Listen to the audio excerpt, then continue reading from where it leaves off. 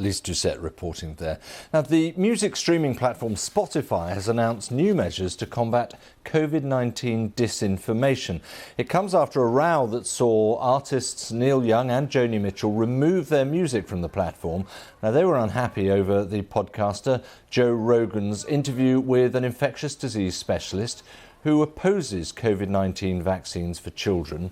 That was on Spotify. I'm joined now by the TV presenter and pop culture commentator Jawn Murray, who is in Washington. Jawn, good to see you there. Spotify call this the world's largest podcast. It does tackle many contentious issues. Do you think it should have removed that podcast in its entirety? Well, you know, David, and one, thanks for having me. I don't know that Spotify really wants to shake up the business of Joe Rogan, because unlike recording artists who make about $3,500 US per 1 million streams on Spotify, Joe Rogan is making a lot of money with them and a lot of money for them.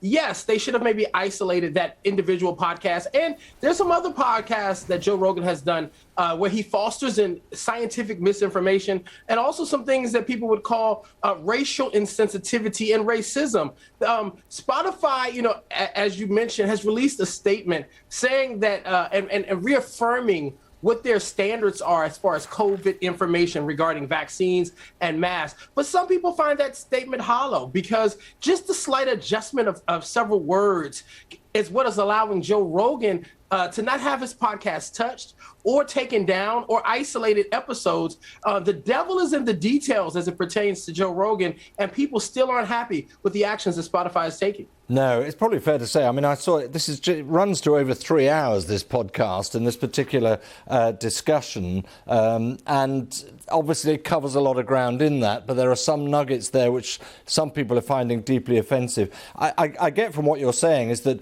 even though names like Neil Young and Joni Mitchell are huge in the music industry, they are small fry alongside the financial rewards that now come in on their podcast side of things. Absolutely. And that's why I think it made such big news today when we saw that Meghan Markle and Prince Harry decided to really attempt to use their platforms to encourage Spotify to do what is right. Sometimes people do what Neil Young and Joni Mitchell do, and they protest. They take their music off a platform. And we know Neil Young and Joni Mitchell, they're artists they're from the 60s, where activism and protesting that's their language. That's how they affect change. But sometimes you can affect change from within. And I believe that's what Meghan and Prince Harry are aiming to do. They want to sit down with the Spotify executives and really speak to them about really implementing change, because what Joe Rogan is doing really is a distortion of what the Americans like to call their freedom of speech. But a private company really doesn't have the freedom of speech application.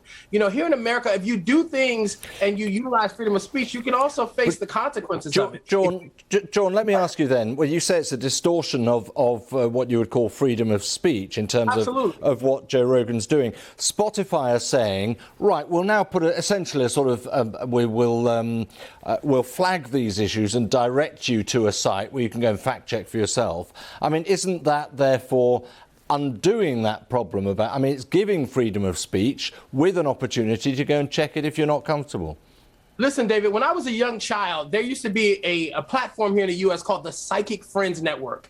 And the FCC made them put a disclaimer on the top of it that said, for entertainment purposes only. You know, the truth of the matter is the Psychic Friends Network weren't causing life or death. The misinformation that Joe Rogan is fostering in literally can lead to life and death. People who don't apply the science, because you can have your own opinion, but you can't have your own facts. So people who don't apply the science and they don't believe the information that is literally helping them stay alive and helping us in a global pandemic, that doesn't give you free speech, and that doesn't give you the ability to foster in misinformation. It's a fascinating and obviously highly contentious area. Yeah, Jawn, thank you very much indeed for discussing that with me. Jawn Murray joining us there from Washington. My pleasure, David. Thank you.